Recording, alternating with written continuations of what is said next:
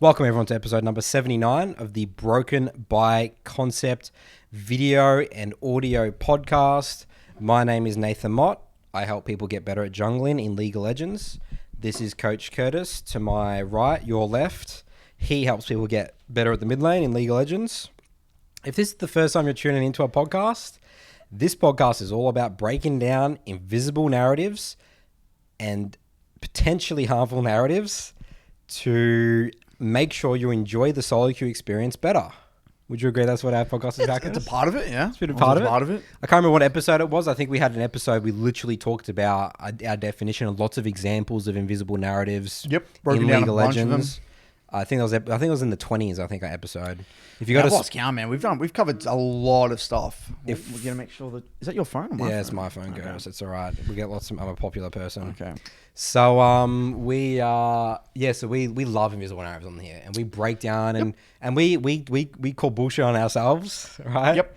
You call bullshit on me and my invisible narratives in solo queue. I mean, because it's hard to identify your own in a way, right? It is because they're invisible. That's I mean, the point. I said that one story all the time where I was like stuck at 350 LP, and then I said, Nathan, I'm stuck. I hate this game. And then you just come in. I say, Nathan, I need your help. You say, you're dying to a level 3 It was pretty simple, wasn't it? And it's like, it's so interesting. And in my mind, the invisible narrative, like I always die, the junglers, their champs is OP. They can always kill me, or my junglers never do anything. It's just like basic stuff. But it's very difficult to be objective about your own gameplay at times. And that's why, coaching comes into play and having a friend to check on. Even someone like you and I, who we're good at getting into the details, but you can still be blinded to the specifics if you just everyone's stuck in your own world all the time, right? Yeah, it's brutal. League's a brutal game, man. So the narrative that we're going to talk about today, I guess it's like one narrative and then stemmed across many other little sprinkles, is one by a very popular public coach in the League of Legends community, Neace. He has 250,000 subscribers on his YouTube channel. Congrats. That's a big milestone, That's man. huge. It's massive. And this is not just some take from some random person on Twitter, right? Like, this guy has a lot of influence. He's got a lot of history. He's coached for a long time. He's helped a lot of people. He's done lots of great work for the community. He's built his own community of people boot camping and trying to help people get better at the game. He had a take in a recent video, and the emphasis point he had is that there is no incentive, zero incentive, emphasized quite a bit, to play in Diamond and above on the NA solo queue ladder. So we have a lot of NA listeners. I assume that he has a big NA audience as well, probably majority of the audience. I'll say most of our coaching clients are NA, right? I'd say a solid 70%, 75%, 20% EU, 10% OS. And mine's like even less OS. Mine's honestly probably 5%. Mine's probably like 70, 25, 5, barely right. even that. Yeah, I would say that's probably my breakdown. Most of NA, yeah.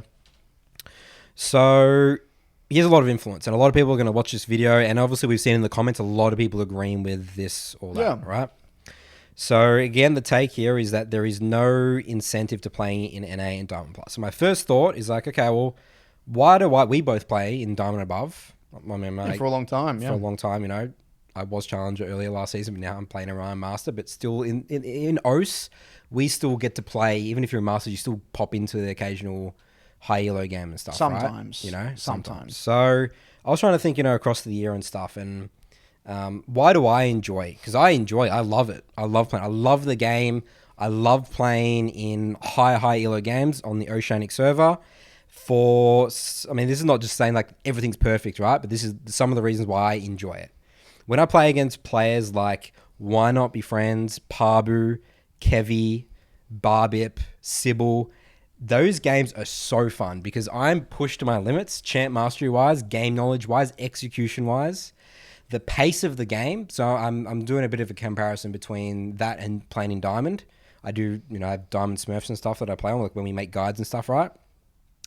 the pace of the games in Diamond, like it's a lot different. It's a hugely different. Very feel. slow, very slow. It can be fast at times for the wrong but reasons. it's fast but slow. If yeah. that makes sense. Like because the kills don't lead to anything. That's right. Yeah. And we talk a lot about this in our videos. Like you can get a kill, but sometimes a kill won't do much. Like that's just a high value kill and low value. Yeah.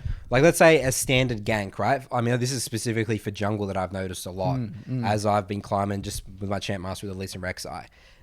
Think about how much more impactful a beautifully executed dive is versus just a random gank, right? Because you deny all the CS and you kill them, and the amount of pressure you put on the map is unbelievable. That's what high elo players will do, right? Like high elo is a lot about diving, isn't it? Yeah. But in lower trading elo, sides, split map, building waves, diving, in lower elo, the games just aren't in that pace. Like Diamond, people aren't like. Let's say if I'm pathing towards a top laner in Diamond, it's all about wave states. I feel like people in Diamond, they don't really understand waves. Like they have decent micro. They don't know how to take a good trade.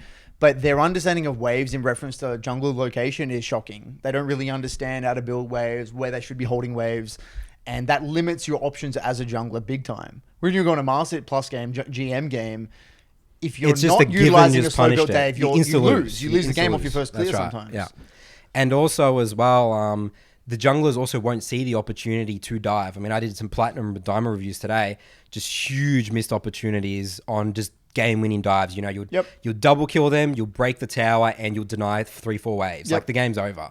Versus like just going he went for a mid gank instead, and that doesn't net you anything. Not coherent with the win con. No. And that's a big one. I think win con assessment in Diamond is abysmal. It's basically non-existent. Especially low Diamond win con assessment is basically non-existent. Yeah.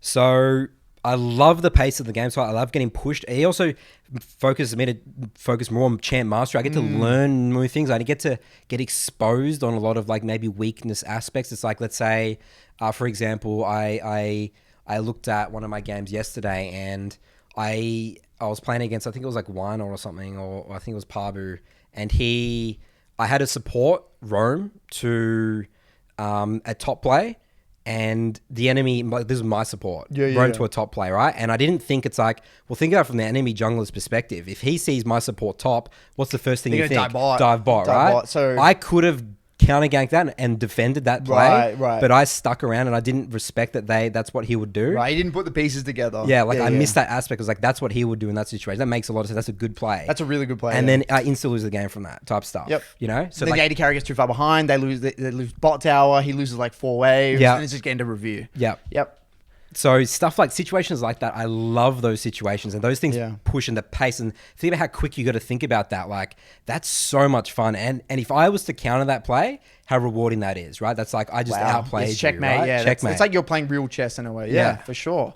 Yeah, it's interesting. You know, it's funny you say that because I've got. Look, this is, you know, to be completely transparent, I would say most of my clients are in Platinum. Below Diamond, I would say the majority. And then you have a decent amount of Diamond and some Master Plus. But it's interesting because the people that are Master Plus, so shout out to like, say, Nile, for example, Mysterious, 610, these people commonly will say to me, like, this is the most fun I've ever had in League of Legends. That's your like without a doubt, with my higher elo clients, they have the most fun with the game. And it's actually interesting. The lower elo you get, the less fun they have. I would say a huge reason for that, and that's why I emphasized at the beginning, is because they have so many invisible narratives that just makes the game miserable. Well, you know what? Like, I want to be a bit empathic here for the average player because, you know, understanding the consequences of your actions in a game, it's not intuitive. Like, it's not obvious how, like, you make one mistake. And so for example, say I'm a random Diamond 4 mid laner. And I hold the wave on my side, and I think that I'm doing something that is good for me. But then, like, the enemy mid laner, like, roams, and with that, like, little bit of room. And, okay, I'll give you an even more specific example. A very common champion that people struggle against in mid lane is Katarina. And I have a mantra in the MLA. Whenever you're versing Katarina, you want to slow build waves and you want to harass them under tower. And then generally, you're only ever going to freeze the wave if you're immediately receiving a gank. Otherwise, you never freeze versus Katarina because they're just going to leave, right? And if you look at my reviews from people that had never versed Katarina, or like they're not good at versing Katarina, they always freeze, right? They'll allow themselves to get shoved in, and they think that they're doing a really good job because, I can walk past the wave, I can harass the Katarina, and she can't like do anything. But then in those games, what happens? The cat just said, "Great, fine, you're not harassing me. I can just go to your bot lane, kill your bot lane, do whatever I want. I don't need farm. All I need to do is get a kill or two, and then I'm snowballed." Now, the interesting thing here is that these players are in Diamond. You have to then drop your ego and say, wow, this did give me an advantage in the 1v1, but holistically in this game, this wasn't the best strategy. So, but what people's default response is, whether it's, culturally in the league community or what streamers and push, is that it's, my bot lane, they don't listen to pings, or, my bot lane always just, they don't listen to me, or my bot lane was losing, blah, blah, blah, blah. Or they'll just skim over the fact that their mid laner just roam bot, and then they'll just say, but look what I did at this time. Look at this team fight I got here. That team fight doesn't just matter. It doesn't mean jack shit, dude. You allowed your Katarina, the enemy Katarina, to snowball the enemy bot lane. It's end of review a lot of the time off that one play. That's not, in a way, it's first of all not intuitive because you got to play the game for the next 20 minutes and then in the review pinpoint that moment. Exact moment, yeah. And then also it's hard to drop your ego and be like, well, yeah, you did do some good things, man. And they're definitely, some of those things are replicable. But this thing here was so big that it hurts people to admit that. It's very difficult. It's not easy. And that's why I'm empathic in a way. And I can see how for someone who doesn't have those really good quality review habits or doesn't understand how they can influence a game with very small decisions, why they would default to like not really having fun with the game. Because in a way, it's all out of their control. And if something's out of your control, why would you want to play a game that's out of your control? But what we've realized is that, and obviously being high elo for so long and really thinking about these things, it's very easy to pinpoint these moments where the game has gone in a different reality. Like the way I view it is like a tree. It's like a branch, and like the game can go many different ways. And you're at one of these like little nodes. You make the decision to let Katarina roam equals this path. Different path of it. The game's now that game is going in a very different direction from that one moment. I'm a jungler. I show on the map. Now the game goes this direction. Yep. I forced myself into a trade sides of the situation, which I really didn't want to get into. That's the different reality of the game. But in order to even get to that point of within a review or have that as your mindset, you got to be incredibly curious, right? You got to be curious. You got to be introspective. You got to love the game. You want to have an eagerness to learn more. Yeah, you got to have a great relationship with the game. It's not easy. It's definitely not easy. So that's something we really have to remember as we're like kind of breaking down this argument in a way. It's you can easily see if you didn't have a growth mindset or didn't have a great review process. I could see how Diamond Plus would be pretty miserable because you're just going to be stuck there, right? So sorry, I interrupted you. What were you? So no, I mean that was good. You were going on to. I think now what I want to ask you is like, what do you enjoy about playing in Diamond and above? Yeah, I mean, look, at the end of the day, because you have commented before on the podcast is that you can't focus in Diamond games. You have like this. I have a mental block. You have a mental block. Well, like you play worse. I play worse because the game is in my like I can't play in Diamond. It's so boring for me. And this sounds awful. It sounds incredibly egotistical, and I already get roasted for this. But for the people who are listening that are the high elo clients, people who do listen to this podcast that are in GM plus, you can kind of resonate in a way. You don't want to verse a Diamond player and shit on them and just be like, there's no satisfaction. It's like you're going to the playground and bullying, and this is This is like pick up baskets. Michael Jordan jumping on like some pick up. Your Soul2 member roasted me for that. So I'm doing my guide for Casio, right? Because in preseason queue times are not that great. Yeah. So I had to do my guide on Casio on my I was playing in like Diamond 1 like master games, and I versed Jolaf, right? Okay. And I just destroyed this Diamond 1 mid laner. Yeah. And like I think I was going like 13 into every game, like most of my games. Like I was like just dominating 1v9ing on Casio.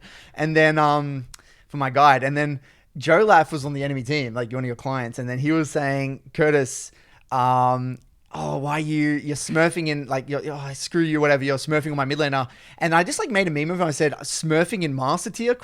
Like how's that? It's funny, like smurfing in master tier. You wouldn't really think that. Like you would say smurfing in gold, but like smurfing in master tier, right? And then he's like, yeah, but that you're the equivalent of like Michael Jordan going to like, he literally said that you're like a pro NBA player going into like a pickup basketball game, which I found really interesting. He usually like the same analogy. But anyway, what people don't, this is one of the, I guess, the fundamental underlying concepts that I don't think people understand is that Okay, let's see how many divisions are there between platinum. No, say gold, platinum 4 to master. That's 8 divisions, right? 8 divisions.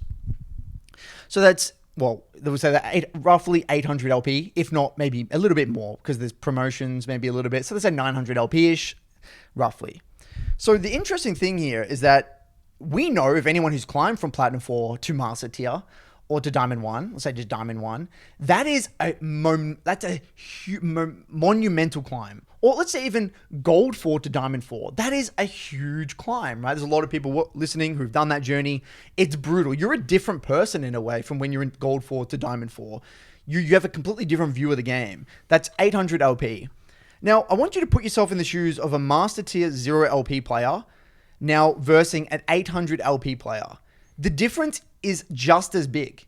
It is huge. So I peaked like 1.1k on my server. If I verse a low master player, it's like I'm versing, it's like a normal game. Like the difference is that big that people don't grasp it. They think that the game is like solved in a way when you get to Diamond 4. There is a whole different game awaiting you. In a way, the analogy I used in one of my videos was that when you climb from Master Plus is that in a way, Master is the base camp of Mount Everest. So like in a way, you climb all like your little mountains and stuff, and then now you're at base camp. That's where the journey, but this is where League of Legends actually begins. And I want to really clarify my stance on this because I think a lot of people misinterpret this is that League of Legends, this way you got to view it is like, I don't believe you're really playing League of Legends before Master Tier because what you're doing below Master Tier is that everyone is simply capitalizing on everyone's inadequacies at the game because people's mental stack is so overwhelmed and they don't really understand like the intricacies of the game. Like they've got a very one-dimensional view of the game. And what happens when everyone in the game, let's take a random Diamond 3 game, everyone's got a very limited view of the game. And there's many ways to get to Diamond 4. And this is not to shit on any Diamond player. Like it's a very great, and I've said this in one of the other podcasts, it's a very, very great achievement. But for the sake of this, really breaking in my point here, once you get to Master Tier, everyone's pretty competent. Like people understand all the concepts of trading sides of the map. There won't be like basic errors in terms of like someone engaging with 4 people in their team in base. It's like those things don't really happen. The basic mistakes are kind of weeded out in a way. They still happen. Not as often. Yeah. And like I would say, if you get those games where you get a decent Master Tier game where like a lot of people are trying on their main champs, like there's a lot of decent stuff there. And now it's not about me capitalizing on X person's mistakes. I actually have to think the next step ahead because I know this guy's not just gonna let me hit skill shots. You need to create an advantage somehow. You need to be proactive. So I'll use an example, right? I'll use a perfect example. If I'm playing, say, Cassiopeia, we'll talk about the exact same matchup. Let's say I'm playing a Cassiopeia versus a Master Tier Victor, and then a Cassiopeia versus a Diamond 3 Victor. Like when I'm versing the Diamond 3 Victor, I'm just gonna win, and you can win just by like. Because they're pretty mechanically incompetent, like Diamond, they're still going to make a lot of tethering mistakes. You're probably going to be able to get in range to do a Q, and you're going to get the movement speed. You can kind of, like, they're going to let you get the shove as well because they're not really understanding the matchups in depth. Once you get to Master Tier versus like a solid Master, like a mid-main, Victor main in Master Tier, they won't let you get the shove level 1. They won't randomly allow you to, you can't just do a simple times Q with a last hit. They're not going to do that. But in Diamond, you can do a simple last hit, like Q time with the last hit, and you're going to hit it most of the time. So now I have to think, well, shit, if they're not going to allow me to hit this Q, what do I have to do? Now I have to get creative. Now I have to go for an R flash here, or instead I have to actually give shove. I have to go for a tempo reset. I might have to like use a TP to a side lane, whatever it might be. I have to get creative here, and that is where my entire Cassio setup got created because I realized if you play the stock standard way of Cassio with Leandri's glass cannon, when you verse a very competent control mage player, it will not work. There is no counterplay to a very good Orianna. But with this setup, there is creative options that you can do. That is where it was spawned. It would never have been, I wouldn't have figured it out if I didn't actually like have experience playing Cassio at a high level because I wouldn't have been tested. So I knew that it didn't work. So I played a shit ton of Cassio in high elo, like in challenge games last season with this glass cannon build, and I stopped playing because it just didn't work. Like against a great Victor, Orianna, Syndra, you can't play the game. in lane. You'll get dominated. So you got to find a creative way to get out of it. And that's where the ignite comes in the early aggression. So in a way, I'm forced to be creative because I'm versing better quality opponents. And that is so fun. That is so beautiful. That is what I love about League of Legends, like creativity. The creativity aspect doesn't even come into play until everyone has the fundamentals down pat. And most people, in my experience coaching EU and NA Diamond, they don't really have the fundamentals down pat. They don't even understand a basic win con at D2. They can't even break down. They can't even tell you how to win this game from D2. It doesn't really get going until Master Tier. So that's my take on kind of like why Master Plus. We're not even talking Diamond. I'm not even talking Master Plus. Like this Master Plus is where the fun really begins. Yeah.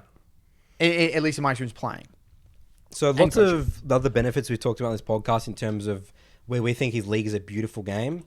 Controlling your emotions, understanding maybe some flaws again into, you know, how quickly you might be able to like get stuck in like a fixed way or growth mindset, fixed mindset. I want to highlight one thing that Neace said. I totally agree. League is at a very emotionally... Absolutely. It takes a toll on you. Yeah. He said something like where he said it's an emotionally demanding game. Spot on. If you compare with any other game, Overwatch, Counter-Strike, whatever, it's an incredibly emotionally demanding, mentally taxing game. Very, very hard. And so this is the thing. Like, in order to play a game that is just mentally taxing and emotionally taxing, you got to have a tool. You got to have a great relationship with the game, and you got to have the toolkit to be able to, I guess, withstand the heat. And it's not for everyone. And this is the thing, and this is what I want to clarify. You know, Diamond Plus or Master Plus isn't for everyone. I'm not going to go out here and preach, say, everyone should play Diamond Plus. No, not at all. Not. Of course not. That is not for everyone. You know, it's the same reason why, in a way, theoretically, you could go to the gym and you could get pretty healthy. And this is my main point. You could get pretty healthy and you can get decently strong and you could, like, say, squat like 100 kilos.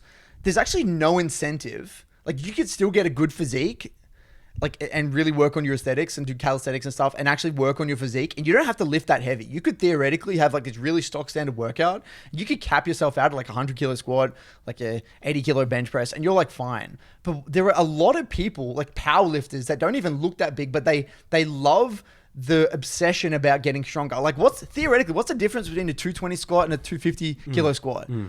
Like, at the end of the day, if you're in that niche, you're in that powerlifting like thing, that's actually pretty impressive. That's really cool.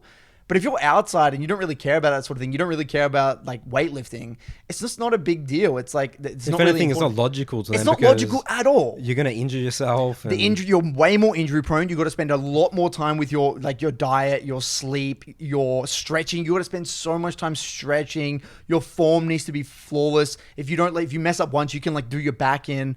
Like, lifting heavy weights, for example, actually doesn't make sense for a lot of people. And you might say, oh yeah, but they want to get bigger. Yeah, there are some of them, but there's a lot of people that lift heavy weights not to look bigger. They're just power lifters and they like to just lift heavy weights. It's like a mastery thing. And I think that's where the angle Neace talked about that you shouldn't ever climb higher unless you're trying to be a pro player or content creation. So I guess that's sort of like this is a different path, the right? career aspect. But there's plenty of weightlifters that just do it for passion, the fun, right? Well, there's plenty more angles. Yeah, you're spot on. So Neace's main thing was, he said, you know, there's zero incentive to play from Diamond and above. And then he refers to a lot of like esports examples. So was he a Five Fire example and value. Yep. Totally agree. Going pro in NA is basically impossible. Not as impossible, but it's very close to impossible. Correct. Like, the chances of going pro are so incredibly slim.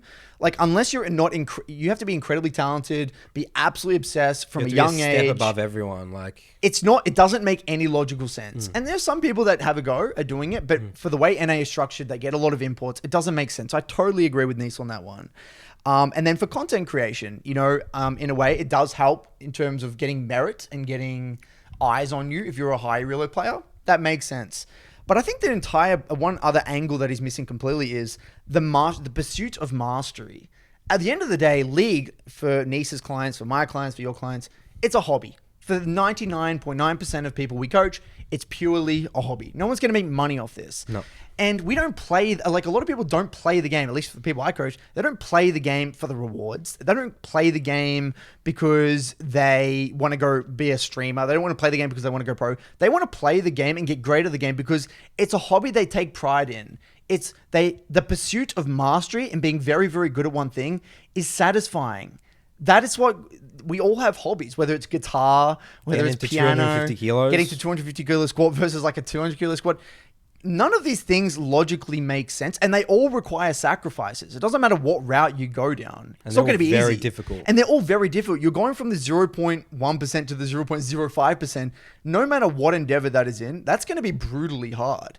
And in a way, if you're not willing to accept that, spot on. You shouldn't go down that route. If you're not willing to have the process, put in the work, maybe get a little bit of coaching, spend time in your process, spend time in your reviews, you're not going to make it.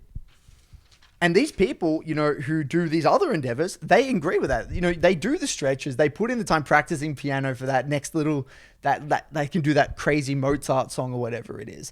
The pursuit of mastery is one of the most valuable things within League of Legends. Yeah. I mean, it's very human as well, isn't it? The pursuit of mastery. 100%. That's so rewarding, isn't it? I couldn't care less about a challenger skin or an icon or a bag. Who gives a fuck, man? Like, it doesn't actually matter. I don't think I've ever been like, yes, I get the challenger icon, the border, yes, the challenger recall. No one gives a fuck about that. It's about that 30 minutes. It's about you versus yourself. Of being present in that game, of that high-paced game.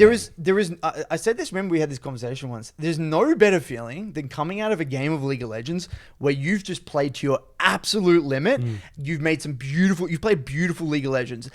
That feeling, for people that are listening, when you've played at your peak, you play your best champ, you knew the matchup, you played with max intensity, you were coming in, rearing to go, you played this game, and like there was shit happening around you, you're top raging, you instant mute, you take over the game, and you win that game.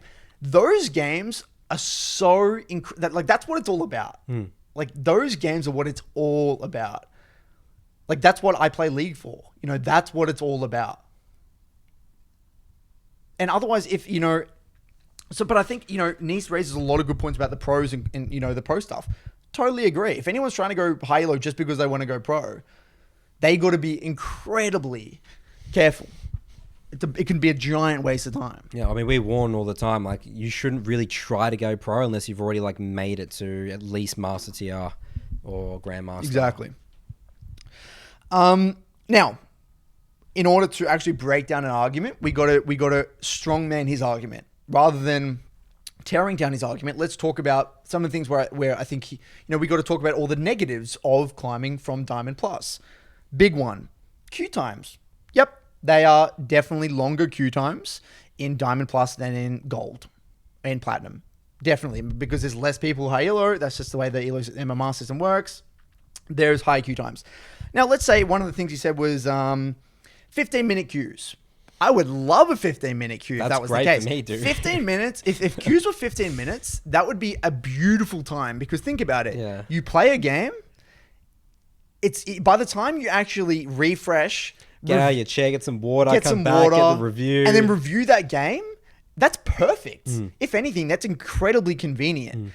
In a way that people don't get this is that long queue times can actually be a big positive, because they prevent you from just spam clicking play again. Yeah. Being an addict, play again. I want the 15-minute queue time. I would kill for 15-minute queue times. So I sit there for 35 minutes. 30-minute queues, yeah. But I guess, we can't really put ourselves in the argument here, because we do this for a living. So let's remove us from the argument here. But most of the clients I watch in NA, their queue time's like 7, 8, 9, 10 minutes.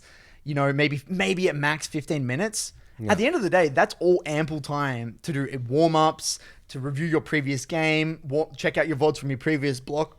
There's plenty of things you can do if you really want to take your solo queue seriously. So I think, yes, that is objectively true. Long queue times can be a negative experience based off the way you play the game. If you're a casual and wants to just spam games and don't have a process and don't review, sure, I can see that as a big negative. But if you're process oriented, I don't really see the queue times as a big deal at all. And if anything, it can be a potential blessing to prevent you from spamming games. And have an addiction-like behavior to the game. Right, and we've covered an episode on addiction, because it is a serious thing that we had to cover. Now, there was also, what else? There was a few things here. I think it's very important that, what was one of the other negatives here I've got? Oh, you're saying how a few of them was there's like you could get it, wait 15 minutes and then jump into a game and then the people can like run it down, and then like you have trolls, and then it's like you do got to wait again. Yep, that is a negative.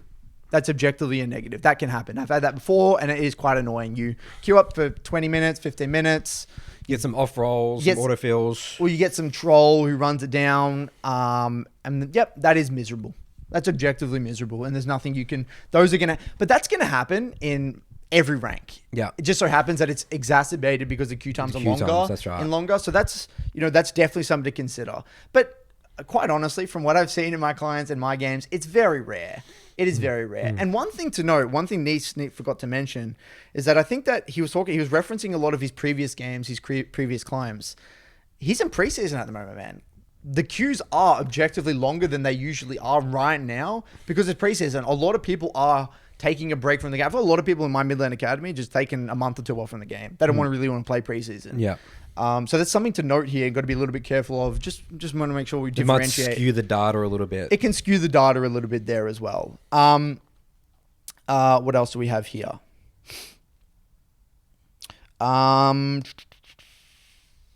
Yep. So that's the 5th queue time, 15 minutes. Yep, that game will be bad. Oh, so he talks a lot about Smurf queue, and I don't really understand how Smurf queue really is involved in this argument whatsoever. So, Nathan, what is your experience with Smurf queue? Like, we've never really spoken about Smurf queue because we don't Smurf really. But like, what are your experiences with Smurf queue? And how is it relevant to this argument? Why are you smurfing? Why Smurf? But I don't get how the Smurf queue is relevant for Diamond Plus. Why you shouldn't play Diamond Plus? I don't get that. Let me think about this one. Yeah, maybe we put that on hold because I don't really get. He spoke a little bit about Smurf queue, and I think Smurf. So Smurf queue is a bad experience. Yeah, something about how Smurf queue is a bad experience, and well, I mean, Smurf queue doesn't last long. I mean, once you're in like. Smurf queue like gets you to like diamond MMR games, and then you're like no longer in Smurf queue. Is that right? Yeah. So in my experience with clients, when they talk about Smurf queue, what I always tell them is you're not going to be there for long. You're either playing versus players that are higher than you, you're going to get shit on, and you're going to lose, and that's fine. Like the system will adjust over. Like you will lose, and your Smurf queue won't last long. If you are the Smurf and you're in Smurf queue, then it probably makes sense for you to verse better quality opponents. And then you are one of the Smurfs and you got to step up. And regardless, again, you're going to be there max 20, a couple 30, of weeks. Yeah, a couple of weeks. Maybe you're there for like 30, 40, 50 games. Yeah. Maybe. Like, yeah, in the grand scheme of things, if you shouldn't be Smurfing that often anyway, and only ever playing a second account to rank up. If you're Smurfing all the time, then you're just one of those players that just... I think Smurf queue is a content creator's issue. Yeah. Which is a different... Like, I don't think we touch on that because we're talking about the average solo queue player here. Like, I think I can see for Neace who, he wants to have other accounts to make content on. Like, that is probably an issue that he needs to tackle, and I don't really understand how to kind of work around that. But for the average player, that shouldn't be an issue whatsoever because you're only ever playing on one account, or maybe you have a second account to learn champs, in which whether you're in Smurf queue or not, it doesn't matter because you're not playing to win. You're playing to learn in a way. Okay, so one of the other things here, which was interesting, is that Neace was saying how like he doesn't have time to. He says, quote, I don't have time to be high elo, right? He's a busy man, runs like a big channel, boot camps, all that stuff, right? And I think that that's very important to highlight here because if anyone were making this argument, whether it's Neace, whether it's anyone out there, the first thing I would say is like, it's very difficult to have an opinion of high elo games if you're not consistently playing in them. And I think that I can really empathize with Neace in ways like he obviously has a lot of shit to do. He's not going to spend time with his model and his structure. He's not going to spend time grinding on his main and then trying to get high elo. That's not he's not incentivized to do so. So I completely understand that. But because he hasn't spent the time in Master Plus games, GM games, Challenger games in such a long time, he was Challenger X seasons ago, whatever. I think it's hard to really talk about it. Yeah, it lowers your merit in a way when talking about this topic because I think. At least from, again, tying back to my recent clients who have a good relation with the game, they have a great experience and they have the most fun. So again, this all ties down to, I think it's pretty clear that we can effectively say there definitely is an incentive. It is there. Whether or not that's your cup of tea, that's a different story. There is an incentive. but it's just not, and it's not just to be a pro player or to be a content creator. And then the other thing, which was a bit confusing, it'd be good for Neace to clarify maybe, was he said barely time to be diamond, which is interesting though, because he had like a challenge, he said on that video. He spoke about how he got to diamond on EU, playing jungle with 110 ping or something. It doesn't take, if you're like a good player, it doesn't take long to get diamond. No. Like you can get to diamond very, very quickly. Yep. Like Neace proved that according to his thing, he got to diamond and EU in a relatively short period of time. I think it's pretty reasonable for him if he really wanted to spend time. You get to like 200, 300 LP master as well, again in like 100, 200 games. You can get there. You can get if you're good enough, you can get to master plus and like the system puts you in. Like after 100, 200 games, the system will figure out what rank you are. It won't take that long to get from Diamond 4 to Master if you really want to get there. It's not that long. And the whole thing, so this is the other thing. He was saying that when you're climbing, so he said he had an account that he hadn't played on in a while. And on this new account, when he got placed, he played this old Diamond 4 account. He said he was placed with a bunch of old accounts as well. And because you're playing with a bunch of old accounts, these people were like, quote unquote, maybe they're not truly Diamond in a way. Like they were Diamond 8 months ago, whatever it was. They're logging on onto this account they haven't played on 8 months, and they're straight into this Diamond 4 game. And in a way, this argument is completely debunked instantaneously because they're going to be on the other team as well. So when it comes to trolls, when it comes to like all these people running it down, people abusing you, people playing on new accounts, the chances that the enemy is going to have them as well is identical as long as you aren't one of them. So theoretically, because you aren't one of them, if you're playing on the ball, you actually have an advantage because they're scattered within your games. And I'm not going to say that there are going to be the odd unlucky game where you get one and they don't. But if you're playing a decent amount of games, statistically speaking, you're not really going to have... That's not going to be an issue. It's negligible. It's completely negligible. Yeah. I mean, that's just the typical victim solo queue mindset. You're the center of the universe. It's only you about your experience. It's only you and your experience, and nothing else around that matters. And also, we know that humans tend to focus on the negative way more than the positive. Well, because and we spoke about this before, negatives emotionally hurt more. Like the pain. You remember them more. You remember them more. Like our brain remembers negative experiences more than we remember positives. So yeah, you might have those 3 wins, but as soon as you have those 3 losses in your brain will be a lot more impactful than those 3 wins.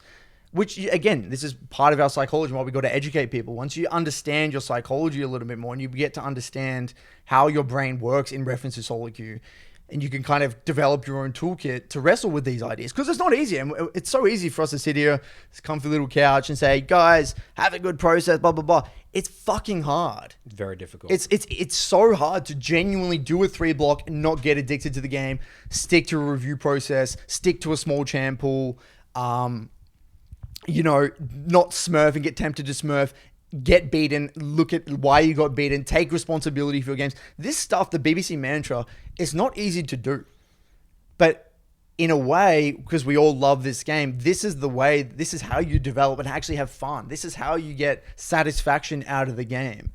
This is how there is incentives to climb past diamond. Yeah, this is why there is incentive. So in a way, you kind of have 2 choices.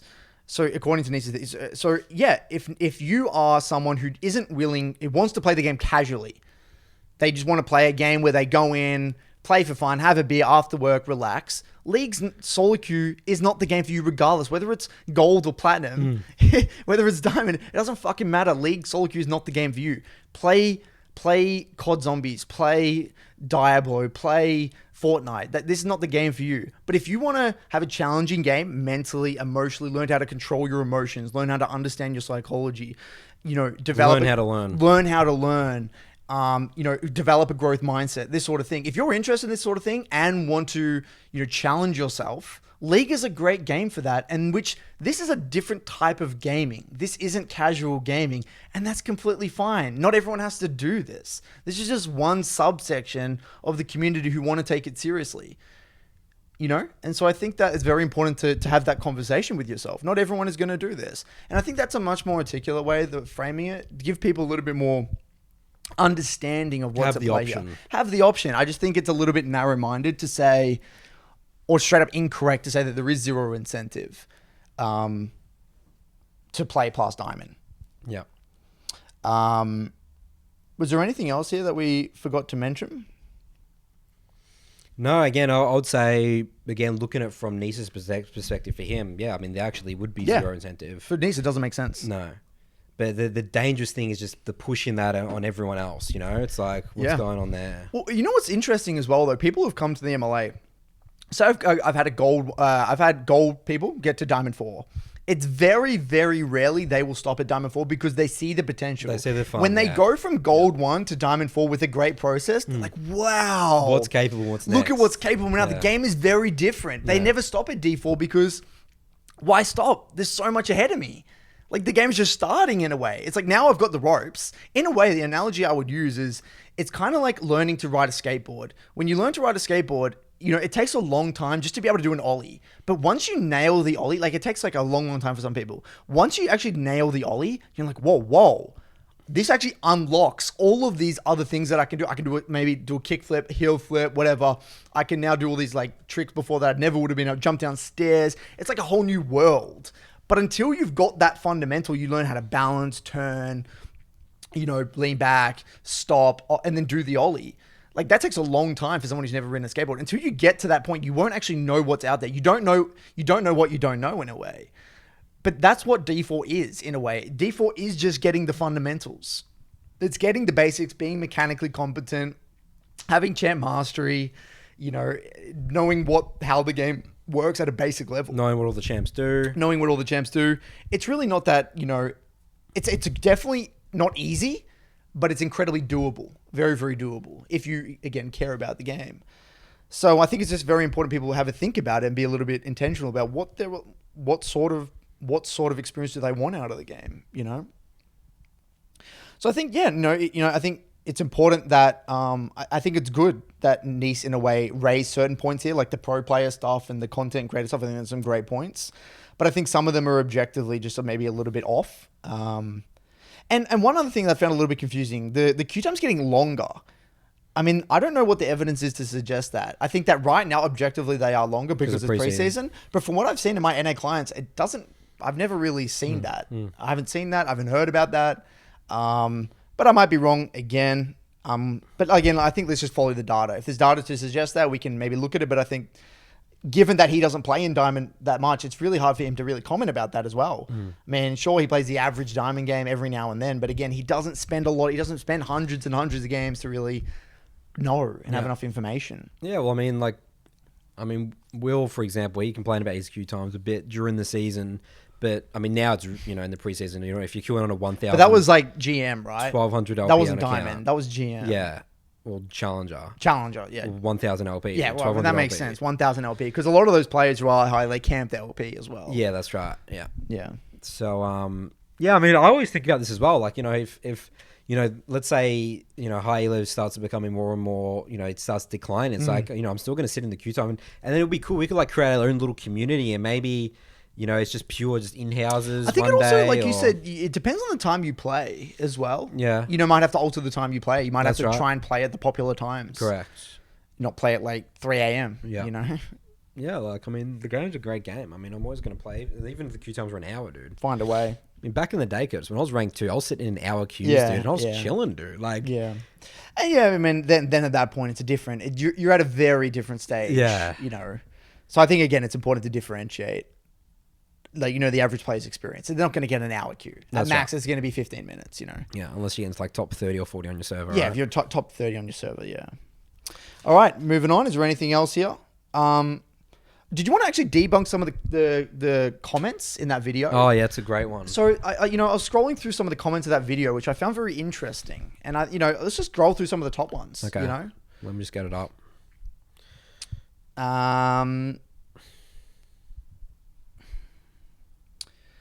Here we go. I've got one here. Quincy James. I don't know what this is. I'm just going to read it. If it's useless, we'll skip it. Let's just read them out. I've got one here. Various reasons why. No accountability, i.e. multiple accounts easily being created, trolling/win trading, griefing, never consistently punished. No support for players trying to be serious, players aspiring for excellence to represent NA. Another one is the game becoming so team-oriented, but that's just general trajectory when turret plating shutdowns bounties. It's impossible to quote-unquote carry. It's a lot of narratives here for this guy. A Yeah. lot of narratives. I mean, this is the thing I've never understood, and I just still don't to this day. I mean, actually, no, I kind of do. Let me retract that statement. I do understand because again, this guy's obviously had a bunch of painful experiences with getting trolls. He got griefed, ran it down, whatever. What he's doing is he's using that as ammunition, and because those experiences were so painful for him, he's latched onto those games. And those games weigh way more, like in my mind, that's like a 100-kilo plate or some shit.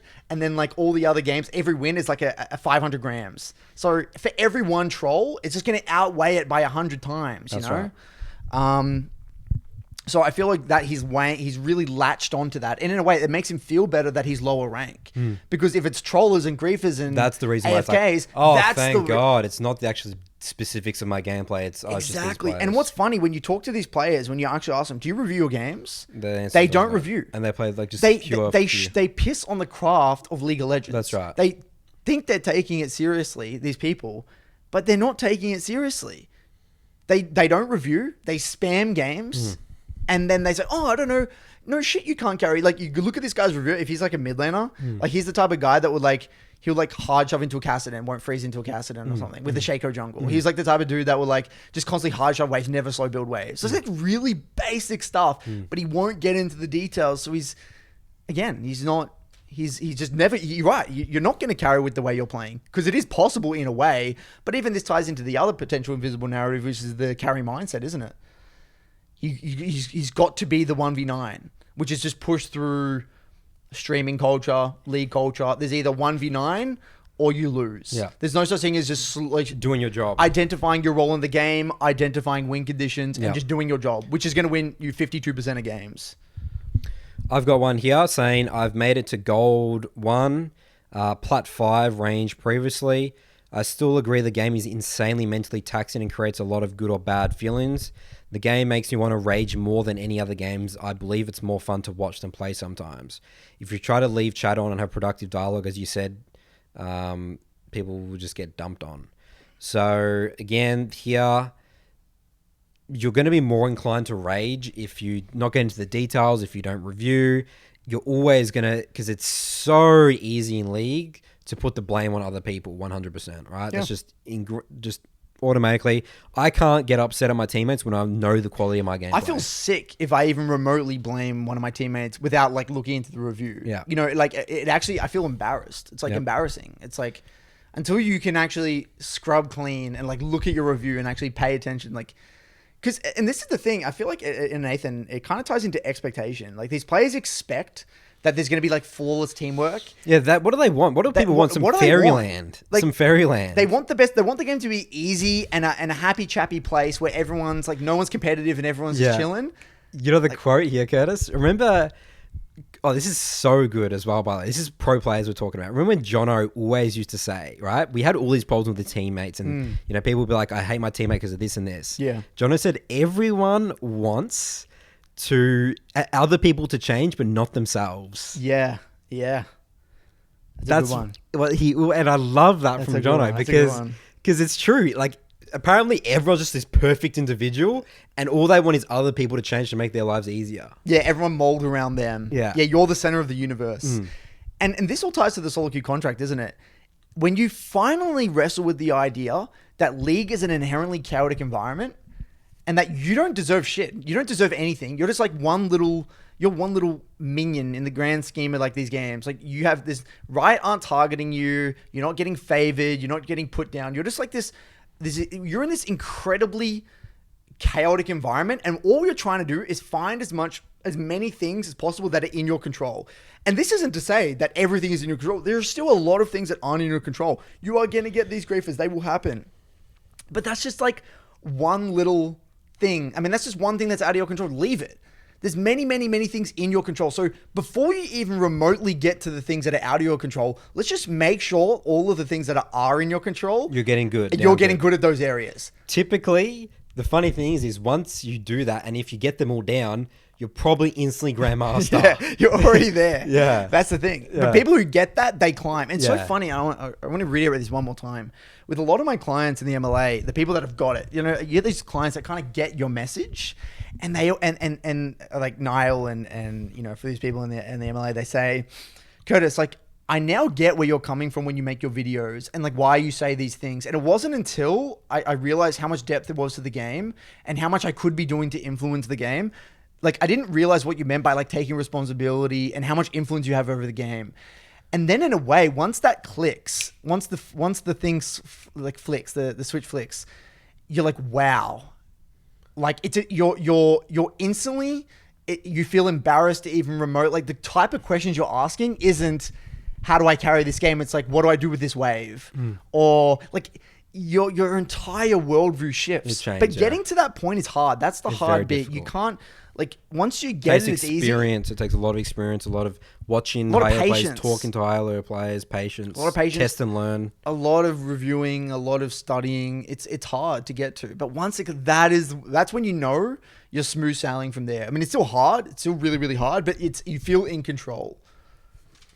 I mean, I feel in control of my solo queue every bloody day, dude.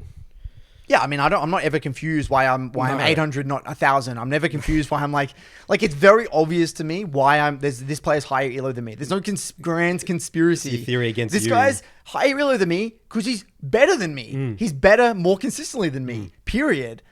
Like, it's not some grand theory. So this is the other thing that really bamboozles my mind. So the people that these people complain about griefers and stuff, what does that mean for the people that are high elo? They just don't get griefers, or they're so naturally talented that they can like just carry every game.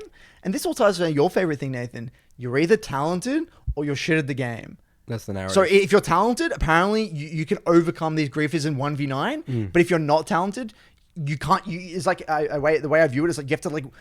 It's like you're in the Amazon. You have to hack your way through all this shit, and you just can't. You just get knocked back. Like, it's impossible. You know, like, in a way, it's one or the other. But there's a new path over here where it's like, just get better. You actually put in the hard work thing.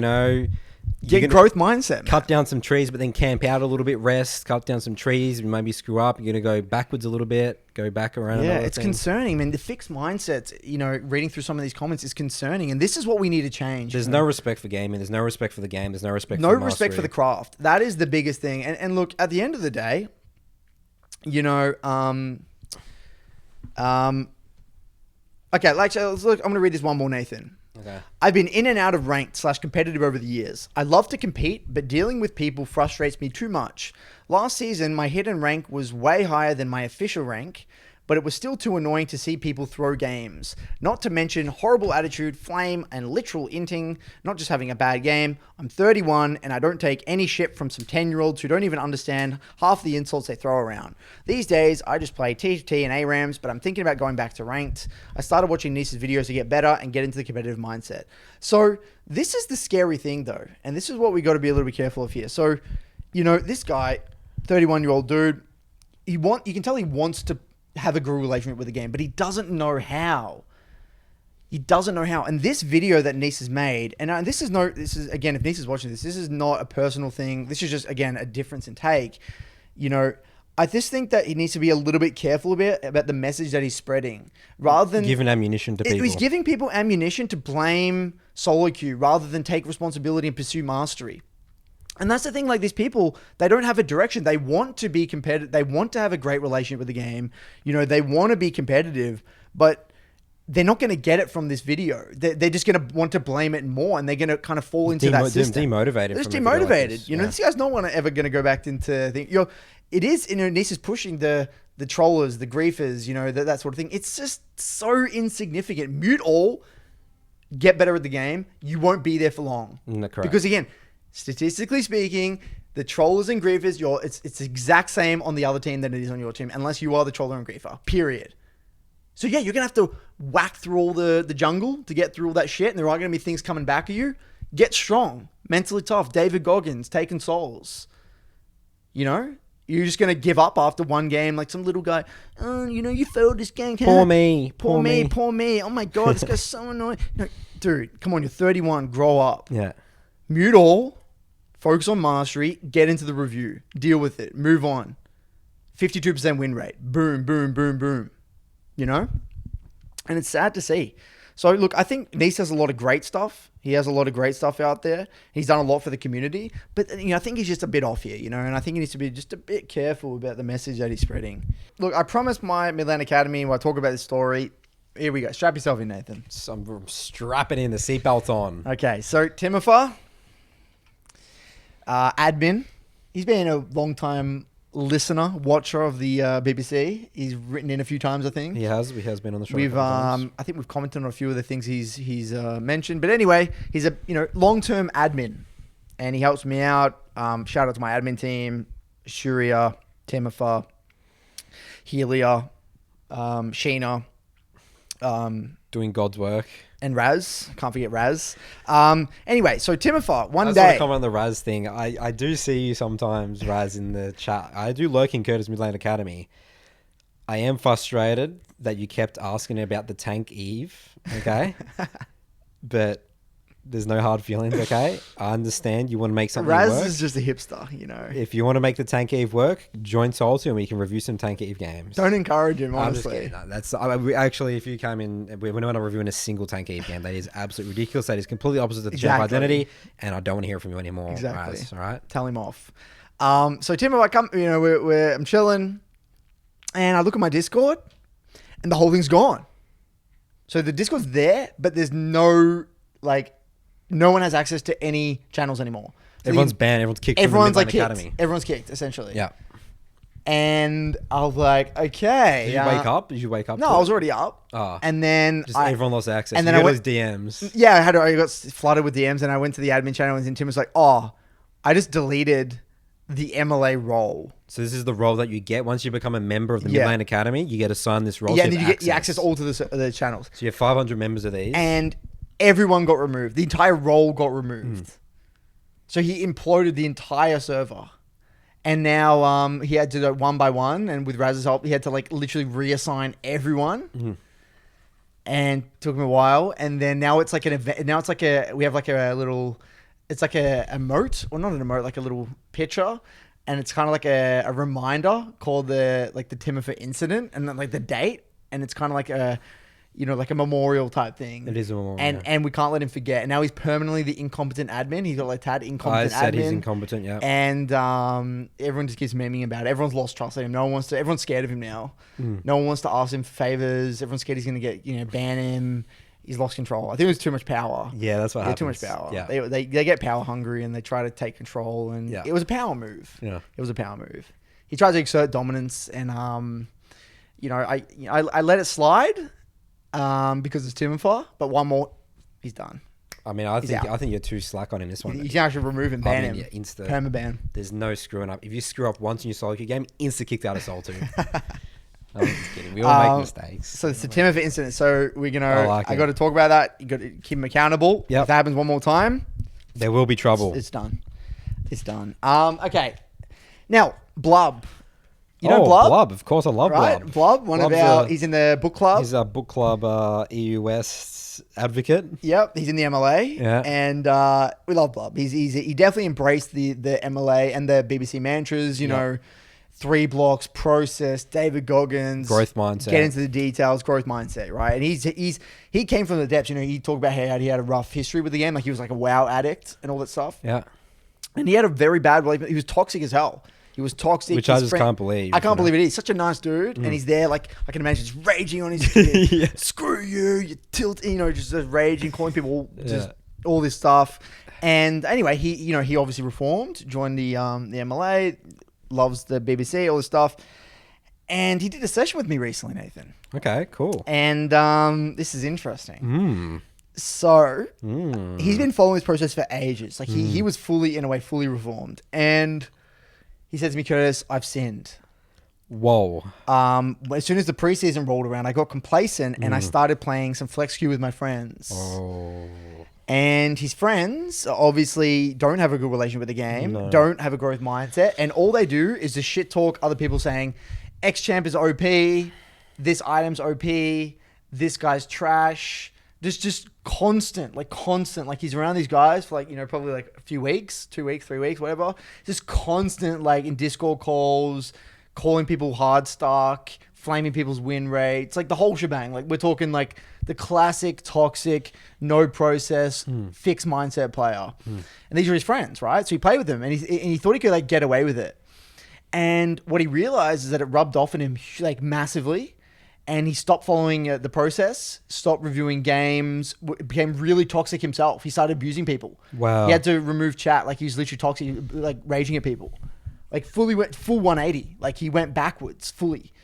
And he came to a review, he said, Curtis, this is hard to talk about. And obviously this is hard to talk about, right? It's he had balls to say that, right? He was such a big role model and then he just did a 180 and he said, Curtis, like, I'm ashamed to say it, but I've kind of digressed. I've gone backwards. And I found this so interesting because you would never think that would be even possible given how disciplined he was. Like he was the guy that followed the David Goggins run. He was the one that David Goggins running. He was like the perfect student in a way, right? Yeah. And he was just blaming champs, blaming items, blaming teammates, the whole shebang. And so what I said to him, this is a really good lesson that no matter how far you go in anything, you can always go backwards instantaneously. Like you can always relapse. Because in a way for him, I think gaming, it's either for him, he has to have a very, very good relationship with the game or quit it completely. There's no in between because otherwise he will be an addict. Because of his experiences using WoW and League as an escape over his years, he can't play the game casually. He has to either be full tryhard and have a great relationship with the game or just quit gaming. He can't have any other way. And there's a lot of people like this who have abused games, just like we spoke about in the addiction episode. If you abuse alcohol for 5 years and then you don't touch alcohol for 3 years and then you have one big night, you go out, that can be enough to flick the switch. It's like, I want to do that again. Especially if you're having a bad time at that period. It's so easy to go backwards. Also the psychology around it as well. Let's say if you've had like a 300-day streak of no alcohol, if you screw it up once, right, then it's like, well, I'm back to zero again. It's fine. It's like, I'll do the next day because I'm on zero anyway. Yeah. And then the next day happens and the next day then suddenly you're alcoholic again. You're there. You're back there. And it's sad, no? Like I know. The other thing as well is that that's actually how powerful community, your friendship group, and the way you talk and language and listen to things. Social proof. It's social proof. So your friendship group is my favorite quote: "Show me your friends, or show your future." Your friends are actually such a good indication of where you'll end up. Yeah, there's that quote, it's like the product of your 5 closest people around you. You are the product of the 5. You are the product of the 5 closest people around you. It's spot on. That's what our community is so important. The Salter and the MLA, even the BBC in a way. It's like you're surrounding yourself with like-minded people who have great relationships with the game. And it's so easy to relapse just like that. So for people out there who, really do want to, take League and have a better relationship with the game and follow a process and not end up raging and tilting and being miserable all the time, sometimes you are going to either have to have that tough conversation with your friends, link them to shit, or just play other games with them and just stick to League as your game. There's plenty of other games. They're casual League. They're just casual goal players, platforms, whatever. That's okay. You don't need to play with them. Say, it's okay. This is my game. I'll play with you another time. Or just play ARAMs. Something like that. And yeah, so I thought that's a very important message to spread and to raise awareness. And I'm sure there's other people out there that are getting negatively influenced by their friendship group and how easy and how much of an effect it can have. It's such a short period of time. Yeah, very, very quick. Now, last thing I do want to talk about, because there's so many things I want to talk about here, but I do 2 things actually quickly. I've been begged on the MLA to talk about my lag experiences when I was a kid. People keep saying, Curtis, you've dodged this bullet over and over and over again. I don't really even want to get into this. I'm embarrassed to even talk about it. TLDR, I'm only going to touch it because for Rugus, you guys roasted me. I had bad internet when I was a kid, when I was a teenager. And Nathan, when I used to play with Nathan, used to hear it all the time. I'm on TeamSpeak with Nathan, and I'd be shouting out, my brother, Connor, are you downloading? What are you doing? Is anyone downloading? Like I'd scream him out, and it was like my kryptonite. Like lag was, think of I was already a toxic kid, and then all you're doing is adding fuel to the flame. To the fire. Yeah. Like that's what lag was. It was like the a whole nother form of like a catalyst that just spread my toxicity and made me furious and lag, because what it was completely out of my control. And so I would think that it would be fine. It would spike. It would stay at like 160, then go down to 30, and then stay at 180. It was just a shit show. Yeah. And that was one of the worst experiences for me. And all I'm going to say is that it wasn't pretty. Caused a lot of fires in the Morgan household, in my house, as well as in a lot of situations. So no comment after that. Okay, just to shut you guys up. Now, big one, Nathan. This is a complete game changer. Okay. TP changes. Have you seen them? Oh, we talked about this. Like, how can you believe that? Someone was saying, does someone at Riot listen to the Broken My Concept podcast? Because we literally talked about this a couple episodes ago. Do you remember? I don't remember. You don't remember? No. We talked about how OP we thought Teleport was and how ridiculous it was that we have to review some gold games, and there's literally the mid laner TP into a lane. It's a good gank, but it's not, because we have to worry about that. That should be a high elo stuff. It should be a high elo thing. Yeah. Nathan, this is probably one of the biggest changes in League for a long time. You think this so? is bigger? I think it is. No, it affects pro and high elo play. No. You don't think so? This affects everything from plat and above. Okay, it does. I mean, I dig and I say reviews in gold, and it's like, do I set this as a learning objective to track mid TP? It's like, no, that should be the last For certain thing. champions, it changes your identity completely. So, this is from a to jungler clarify, what the proposed changes for TP are... so you're talking about, okay, from a jungler's perspective, yeah, I don't think it's that big. It's a good thing. Significant, but because it's like a less thing on your mental stack, if it's actually a good thing. For junglers, is a good thing. But for mid lane and top, I think it changes champions I'll explain how it could also influence junglers in a sec. Yeah. So to clarify, Riot have proposed on the PBE that TP is going to only be able to, pre-14 minutes, only be able to be used on towers. So no creeps, wards, anything like that. That's completely removed. So what this is going to do, it's going to have a cascading effect on solo laners to take Ignite. So it's going to turn into isolated like 2v2s, 1v1s. It's going to be chaos in lanes. That's interesting. And this is so fascinating because my Cassio guide, I only use Ignite. And in a way, I'm already seeing it. It's like Ignite is going to come back big time. In top, it's going to be pure Ignite. 100%. Really? It won't be. No one will take TP. Are you serious? You think it's going to be that big of a change? No. I will guarantee you. Already in solo queue, in high elo, a lot of top laners, the guy in Os, many the Fiora players, Riven players, they never took Darius players. None of them took TP anyway. No, Darius takes Flash Ghost. Camille takes Ignite TP. Fiora takes Ignite TP. I've never seen a Riven take TP though. Never seen a Riven take TP. They all take Flash Ignite. That's correct, yeah. Already we're starting to see... The fact that we're starting to see people value Ignite over Flash is a big sign. These champions are all going to... Because they're all going to go to Flash TP or Ghost TP or anything like that. Mid laners, send all control mages. They're either going to go Barrier, Heal, Exhaust, or Ignite. No one will take TP. There's actually no point in going TP anymore. So you think that's how big TP was in the first 14 minutes of the game? I'm going to give you a few examples here. There are champions like Katarina that it completely changes their identity.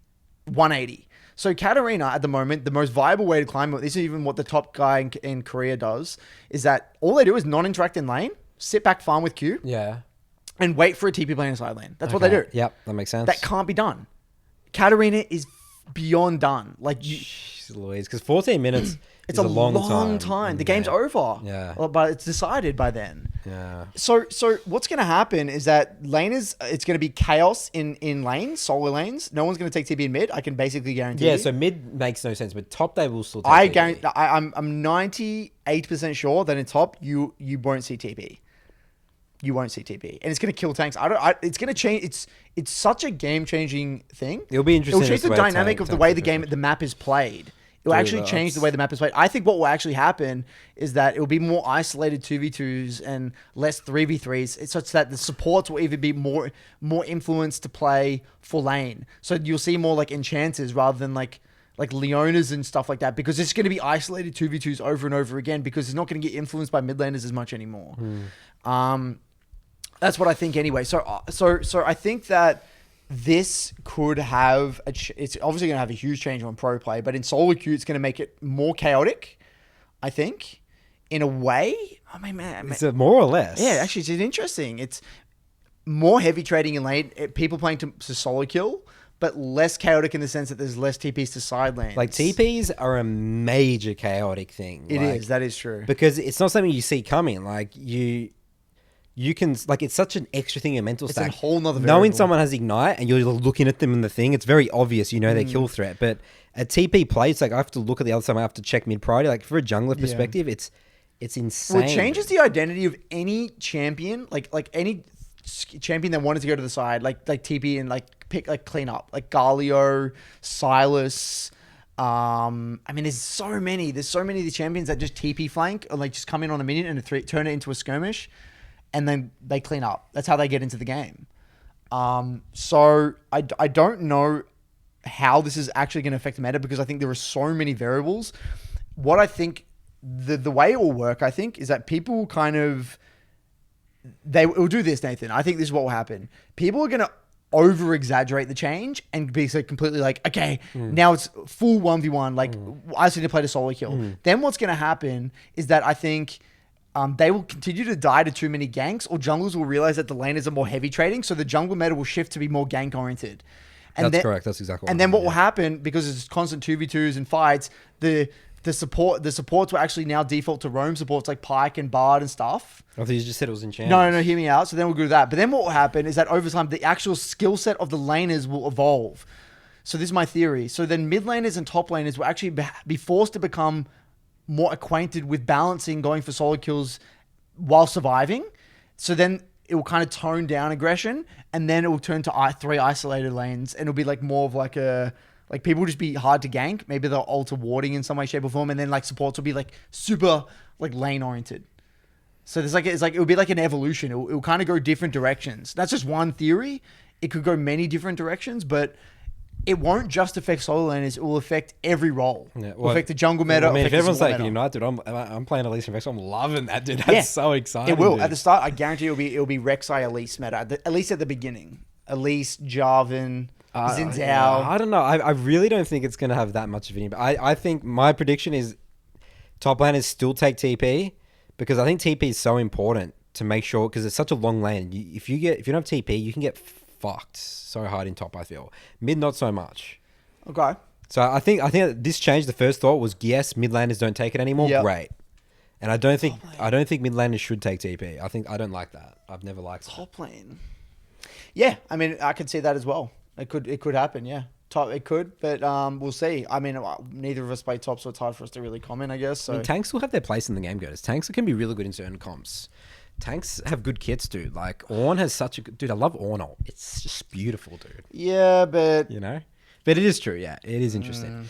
It'll be interesting. I think it's definitely a huge change. I'm excited to see where it goes, but my personal opinion is just like, mid laners, no TP anymore. Great. That's it. And then it'll just do more heavy trading in mid lane, more chaotic trades, in which junglers will want to probably influence that lane a lot more, hover around mid lane more. Yeah. So the skill set of actually being able to play around jungle pathing and balance, warding, leaning, playing around jungle will be even more important. Theoretically, yeah. Theoretically. But we'll see what happens. Definitely a thing that we've got to keep our eye on if it actually goes through. Yeah. Big news. Exciting news. BBC Mailbag. Nathan's Mailbag. It's called Nathan's Mailbag, not BBC Mailbag. Get it right, Curtis. Try to steal it away from you. Get it right. Away we go. Welcome back for Nathan's Mailbag. Jingle, jingle, jingle song. Alrighty then. First question here is from Benny boy. So this is Ben from Soul 2. This is a Soul 2 member here. Question of this, so the title of his email is Manipulating Your Jungler, ? Hello, BBC friends. I was recently watching a video of a high-profile OS mid laner, cough, Midbeast, where he mentioned something that I found very interesting. In this video, he talked about how sometimes he would ping his enemy's laner's flash when he knew it was up to manipulate his jungler into giving him a gank, thus blowing his mid laner's flash and giving him an advantage. What do you think about this? Is the mid lane just trying to do everything in his power to win, or is this manipulating the jungler into making a potentially subpar play? So apparently he talked about he would ping the flash, even though it's up, he would like I think, pretend that it's not up just to burn his flash. Is this something you've ever thought about? Wait, let me just clarify this. In this video, he talked about how sometimes he would ping his enemy's flash when he knew it was up to manipulate his jungler into giving him a gank and then blowing the flash and giving him an advantage. Okay, that's what he's doing. I've never seen that. You've never seen that? You've never thought about that? That's not good, because if I'm a jungler and someone's telling me there's no flash, I play that differently. Yeah. Like, I play that completely. Imagine if I go in thinking he has flash. That's really bad. That's not That's good. game losing, I think. That's game losing, yeah. That's I'm trying to really, again, I'm trying to empathize with Midbeast here before I dismantle he it. He smurfs a lot. So he doesn't it's really like play a high elo, smurfing thing, yeah. And I don't think he'll do that in higher. He wouldn't do it. He'll get fucking destroyed. No, you'll get destroyed if you're dead on high elo. I think it's completely fine to do that if they don't have flash and like you want a gank and then you ping that they have no flash to get a gank. That makes sense. Yeah. I think if you want a gank and the they have keyword's flash, manipulating, isn't it? Yeah, it is a bit. It's a bit dodgy, isn't it? Yeah. It is. I mean, if I'm the jungler, I'd be angry. Like, what are you talking about? What are you doing? I wouldn't want to revisit in a way. So yeah, I'm not. Well, the idea is that he doesn't care. He just wants that one time and just gets that advantage once. Right. Yeah. I mean, whenever I hear something like that advice, it's so gimmicky. It's so gimmicky. Bullshit, dude. And it's so like it's so coin flipping. The wrong mindset to have. Like it's very. Sometimes it might work and it could lead into an example, like a favorable situation. But I'm sure there's ample. There's probably situations where he dives and gives doubles or something. Yeah, you know? I mean, again, the Jarvan might just like flash EQ or something, right? Or EQ flash, and then they flash. You're like, wait, what? You know, that's going to tilt your jungler. So, not a big fan. Not a fan of all of that. That's so gimmicky. Seems like a very wrong mindset. Yeah, wrong mindset. I mean, if you're coming up with shit like this, dude, you're in a hole, dude. Like, that's the last thing. If you're thinking about that, that's just like a 0.00001. You need to be already incredibly competent in many areas before you're remotely doing that. Would you ever say that to your mid lane coach? I would never just do that in general. Like, I would never done that, and I would never do. I will never do that. Correct. I agree. All right, so that's an interesting one. Moving on here. This comes from Justin, this is a former Salter member. Here's a Salter episode, Curtis. You had MLA before, now this is back to Salter. Okay, I'm getting giving a taste of your own medicine, Curtis. Hi, Nathan and Curtis. So the title is emails Parallel Progression. My name is Justin. I'm currently 22 years old. I was a member of Nathan's Jungle Academy, Salter, for a few months this year before taking a break from League of Legends due to other real-life commitments. However, I still listen to the podcast every week because I feel what is being talked about here can even be applied to things outside of League of Legends. I was even able to follow the 3-block process for other things such as solving puzzles and other games such as Super Smash Bros. So thank you for producing this wonderful content. With that said, I am sending you this email because of something I've learned throughout the start of my career, and that is parallel progression. To explain what I mean, I'll give you a practical example. At a job, an employee should start progressing and improving at their line of work, but there are times where one can fall into a slump. Perhaps they ran into a problem at work and a solution has not been found yet. This may lead to stress. However, if you could have another hobby going on in life that you could progress in, that can take away from the stress at work. If a person comes home after a bad day of work and binge watches Netflix, burnout and depression may develop because their progress at work stops. However, if a person were to go work out at the gym or take some sort of extracurricular class, they would at least progress in something else. Parallel progression means having multiple facets of your life progressing. This made me think about League of Legends because I know so many friends that get upset when they go on a losing streak or because they feel they played poorly.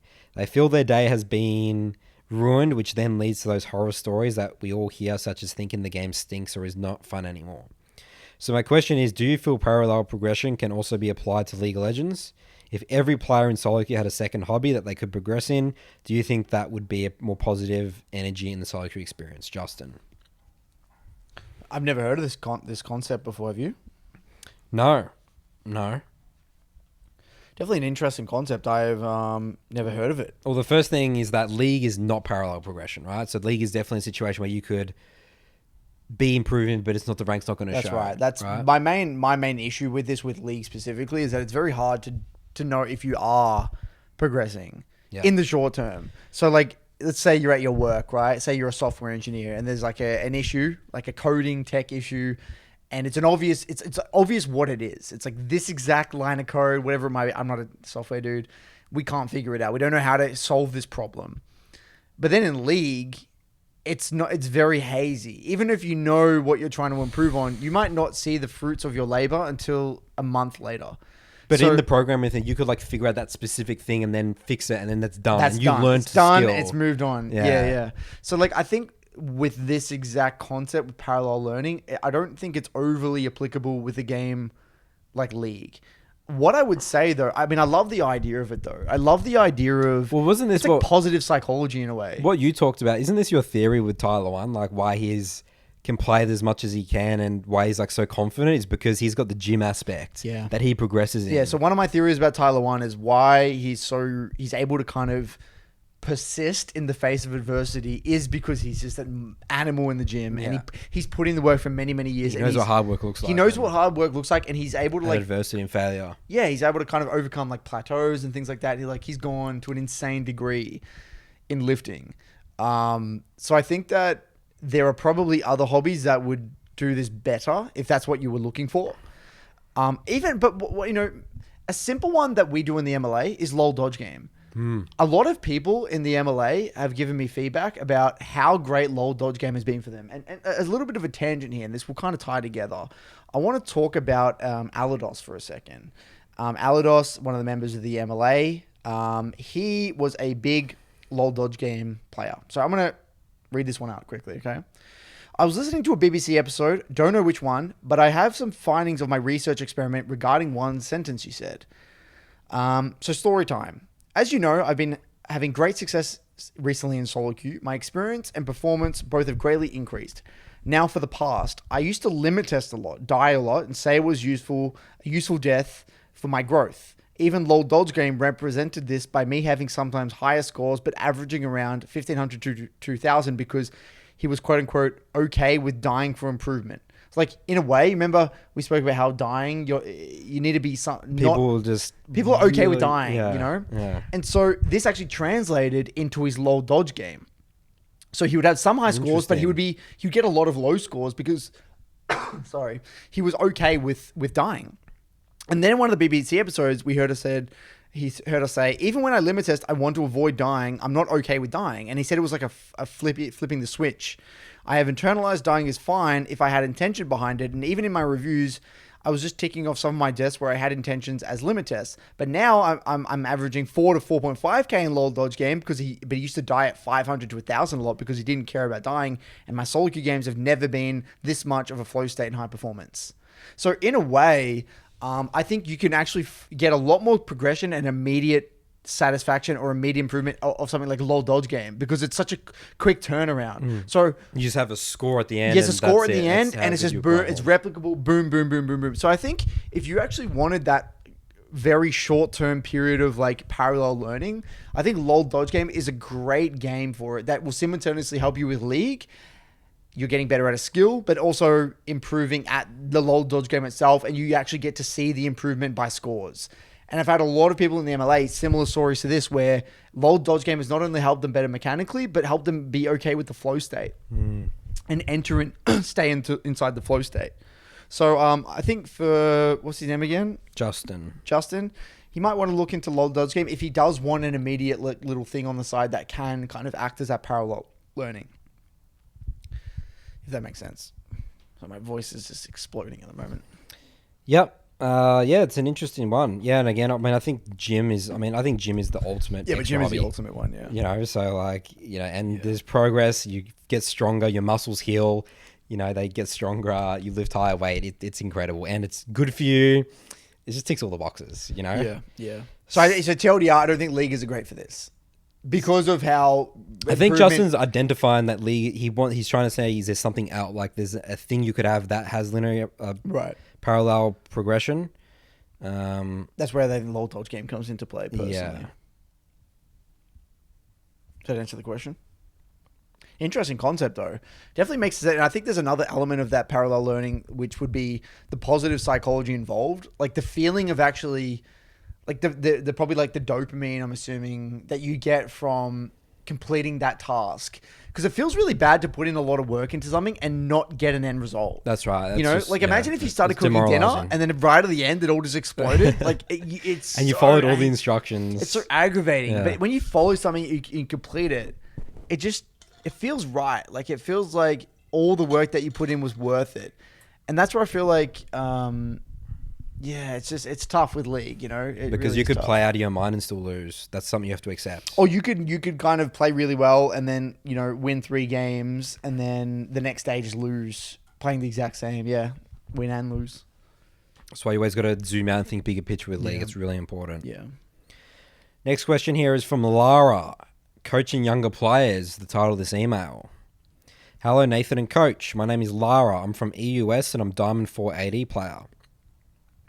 At first, thanks for your content. After playing since 2009, I got from silver to diamond mostly because you're saying that you need to be good in order to become a coach. And that you don't want to get coaching from a silver player who barely can use his keyboard.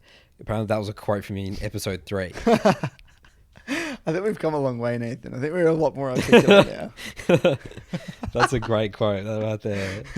In the BBC history books. Now to my question. You said multiple times that you would give any money to relearn the game since you are like an innocent little baby when starting with the game.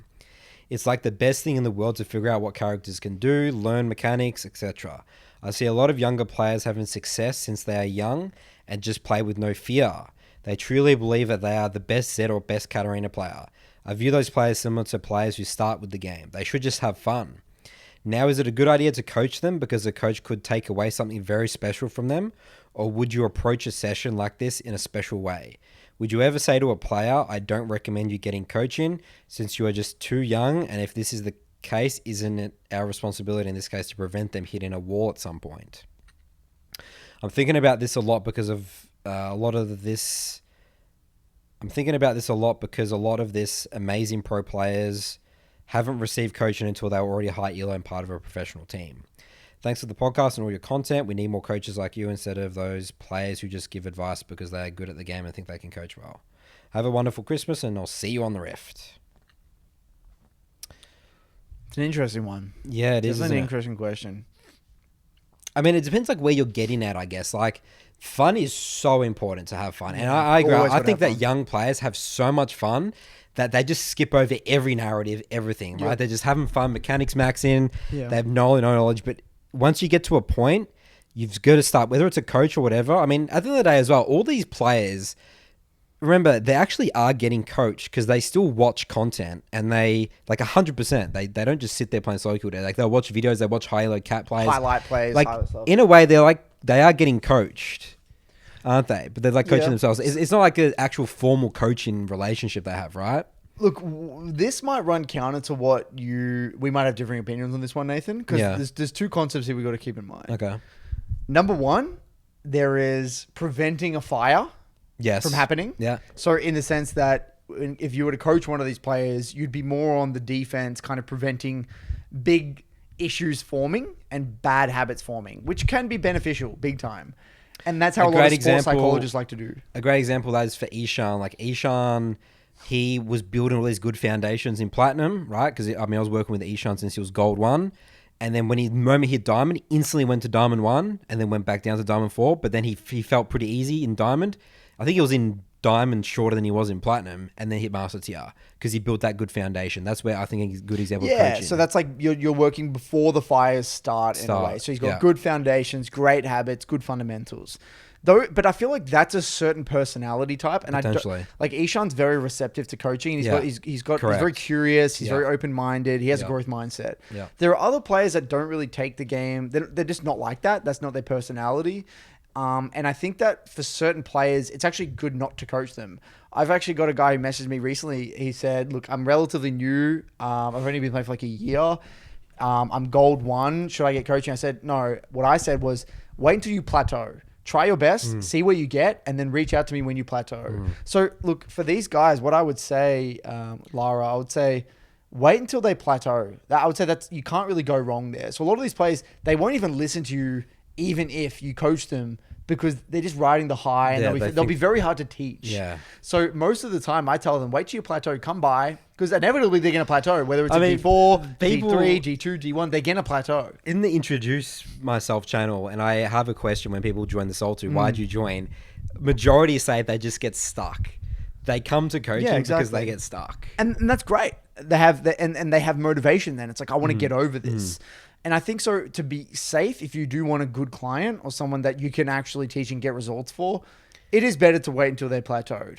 But like Nathan said, there are the odd rare client where they're very, like, they're taking it seriously and they do want to, they're actively coming into the coaching knowing that they're not plateaued, but they want to instill good habits. That's a very different person though. So that would be my response, man, for those people. And if let's say you did though, let's say hypothetically you were just coaching one of these players that is very feel oriented, just having fun, a lot of champ mastery, mechanics max. I would be very, what's the word? I would actually be less strict in a way. Yeah. I would actually allow them, let Yeah. them be them, and then kind of like only just cover very, very small things here and there. And then at some point when they go on that journey, like their mechanics won't carry them anymore. And then they will get plateau, and then they'll start to get very confused. That's where you really come in. So that would be my advice, man. Good question, though. Very good question. Hope you have a lovely Christmas as well, Lara. All right, we'll do one more here. This one here is from Selman. I swear we've had Selman before. Have we really? Yeah. Let's take a look. All right, Selman, it's your lucky day. The title of this email is Toxic Mindsets in Competitive Games. Hey, Curtis and Nathan, hope you guys are enjoying the holidays. Podcasts are killing it as usual. I wanted to share something I've been thinking about recently regarding League and other competitive games. Recently, I got one of my friends into Tekken 7, which is a 3D fighting game and is incredibly difficult. She also plays League and is of the mindset that League is just a trash game and my teammates always suck, Rise a shit company. You know the usual narrative. Yep. After only a day of playing Tekken, she got fed up and started complaining about cheap characters and broken moves. I told her that getting good at Tekken is incredibly hard and takes a lot of time, and also that this game requires you to have a stronger mental than League does. It is more fast-paced and requires you to be mentally resilient to win games and not tilt. Much like League, I came to the realization that a lot of the people who shit on League would probably still complain no matter what competitive game they play. This kind of pissed me off of how some people take it so casually and expect to be good. Do you think that competitive games in general breed these kind of narratives, or is it just League-specific thing? Great question, man. Great question. Fantastic question. I mean, I think he's hit the nail on the head. Yeah. In the sense that these are everywhere. These players are everywhere, and they're gonna complain everywhere. They'll complain in real life as well. They're the people that complain in real life. They complain about everything. That's right. And it's sad to say, it's, again, these people, they need to be pulled out of the hole. They don't realize that they're in the hole. Like, I empathize with them because, I've been there. We've all kind of been there at some point where you're stuck in this. It's an echo chamber. Your friends are thinking the same thing. You've developed this weird view of the game. You can't get yourself out. So yeah, you're spot on. Whether this person moved to Valorant, whether they moved to Counter-Strike, StarCraft, whatever, they're gonna nitpick it. They're gonna blame the company. They're gonna blame OP shit, and they're gonna be angry. So I think that this person is shitting on the craft of competitive games. They're shitting on the pursuit of mastery. They don't get how, in order to get very good at anything, you're going to have to put a lot of time into it. You're going to have to follow a process, and you're going to have to adapt to the environment that you're playing in. Yeah. And you got to figure out what skills you got to develop. But I would bounce back on the whole Tekken being tougher mentally. Or even remotely. So I don't think it's even close. I agree. I think Tekken, all those games, the Street Fighter, what are they called? Fighting games, yeah. They are hard as hell. Yeah. They are very, very mechanically demanding games. Way more mechanical than Way League. more mechanical than League. But at the same time, and the reason I have this opinion is because Sheena, a guy who was in the MLA, admin, longtime client, awesome dude, he got to master, and then he quit League for a period of time. Like, he's still around the Discord, but he kind of quit League, and now he plays a fighting game, but he's still in the MLA. And he kind of plays League casually, but more just Street Fighter now. I think it was Tekken or Street Fighter, I can't remember. And he was saying how like Street Fighter, it's so much easier to improve and even mentally because you don't have teammates. It's all on you. There's no one to blame, and you can replicate stuff in practice tool. You can the practice tools in those games are super sophisticated. You can literally replicate an exact move. Just grind it over and over and over again. Muscle memory. So it's like, in a way, imagine in League if you could like take this game state and then put that into practice tool and then play that Baron fight over and over again. Like League doesn't have a sophisticated practice tool. So in those games, you can really grind out the skill set, replicate it, and then really like, okay, I want to learn this. I want to learn how to do these combos, and you can set that as a learning objective and you can isolate it. You could just spend all day in practice tool and you could get so good mechanically without even having to interact with anyone. So I think that, because of that exact reason, because you're taking full responsibility, no one else is ruining your game, it's all on you, plus you can replicate skills, by far, it's a less mentally taxing game, but definitely a more mechanically demanding game. But what I would say to her, the advice I would give your friend, I would say, look, what do you want out of a game? Do you want a casual, for fun, just chill, relax game where you don't really want to think that much? Or do you want a very intense, competitive game where you want to push yourself, see what you're made of and develop mastery in a specific game? What do you want out of your gaming experience? That's the first, it's kind of very relevant to our discussion today. And then kind of go back from there. Well, if you're looking for a really serious competitive game, you're going to face adversity, like Nathan said, in every game. The type of adversity is just going to be slightly different. So you got to just adapt, recognize that it's going to be bloody hard, and enjoy that process. If you don't enjoy that process of learning and getting better at something, then that's just not for you. Go play Diablo, go play Fortnite, whatever. You must enjoy the process, not the game, but the game as well. But the fun has to come in that. Otherwise, there's so much things you could blame about the game. Well, I think it's not even the fun. You have to respect the craft of the game. And that's, again, I think this is the 4th episode I've said this in a row. The underlying narrative that everyone has is that video games is purely just a fun thing, that there's no respect for putting in hard work. It's just all about talent. Apparently, there's no hard work. You can't actually improve. That's the underlying narrative that everyone has going into the game. I'm literally talking about everyone. And all it takes is a few hours and you should be all good. That's right. Good to go. A few hours. And it should always be fun. And if it's not fun, then fuck the company. Yep. They're ruining my day. It should be a game. It's hilarious because if the game was that easy, no one would play it.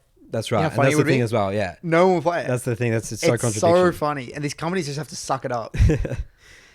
Imagine if she, so let's compare that to, imagine her playing tennis. I bet you she would never complain if there was tennis. Do you think she would be like, this game sucks, the rules suck, why is it when I hit the ball this much, it goes out of the bounds? No one would ever do that for traditional sports. You just get memed on in real life. Yeah, but in League, when you say that stuff, again, it's the exact same in my eyes. You get encouraged and, go you. You got one of the big topics I want to talk about, Nathan, in not this episode, but a future episode, is social proof. And the book we're reading, Influence in the Book Club, talks a lot about how there's a lot of psychological aspects that influence our behavior, subconsciously. And one of them is that it's so prevalent to blame externals in these games. Everyone does it.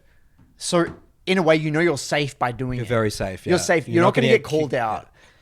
You're in the crowd, and there's a quote. You can make friends. You can make friends. You make friends, or it's like a bonding thing. It's haha, this game is so shit, blah blah. And this is the thing. There's a quote in the book that says, I think it's 95% of people are followers, 5% of people are initiators. So only 5% of people will actually have the guts or the balls to actually think outside the box and take it, follow that process. Take initiative in terms of how can I figure this out? Only 5% of people, roughly. I mean, this is obviously a statistic just pulled out of someone's ass, but it seemed accurate to me based off what I see in the League community. Yeah. 95% of people are going to be just followers. So whatever the trend is, and we spoke about this through streaming culture, you're very safe psychologically to follow this narrative. It's embedded in our DNA, in our genetics to do that, to follow that sort of behavior. I guess that goes back to the beginning. I mean, Neace is very safe for saying that. No one disagreed with him. Yeah, Neace can't really, in a way, be proven wrong because there is no one else with a big enough audience to argue against that. you're going against the grain. Immediately, we're outsiders. Everyone, Neace is the sun. Correct. When you get that big, you're kind of too big to fail because everyone is only ever listening to you and then this is another heuristic. It actually is, think about it from an average viewer's perspective. Why listen to the 3,000 subscriber podcast with these two random dudes sitting on a couch versus from Os when there's a 250,000 subscriber YouTube channel Neace, because according to another part of social, the way we work psychologically is that it's safe to follow the crowd, actually from a survival perspective as well. So if we see everyone eating this food in a way, we can be deemed to assume that food is safe to eat. But if everyone's watching this and everyone subscribes to this guy, he surely is right. And most of the time, that's going to be right. Most of the time, that's going to be correct. But in League, we're in such a misunderstood industry. It's so young. It's so young that you can actually be wrong and have a big audience on something. I'm not saying Neace is wrong on everything. This on just on that one take. Yeah. We're talking about that one specific take. But it just goes to show, there's a lot of psychological things at play here. And social media is a very interesting, just new phenomenon, that there are many of these psychological things at play that are we're still discovering to this day, which is very interesting, which we'll talk about on another episode. That's a preview for one of the next episodes. Yeah, that's a whole nother bag. All right. Well, if you want to join our book club on patreon.com/brokenbyconcept, you can sign up there and read Influence with us this month in December. Next month's book is 48 Laws of Power by Robert Greene. Good work, everyone, Curtis. Good work. That's the end of our episode today. We'll see you next time.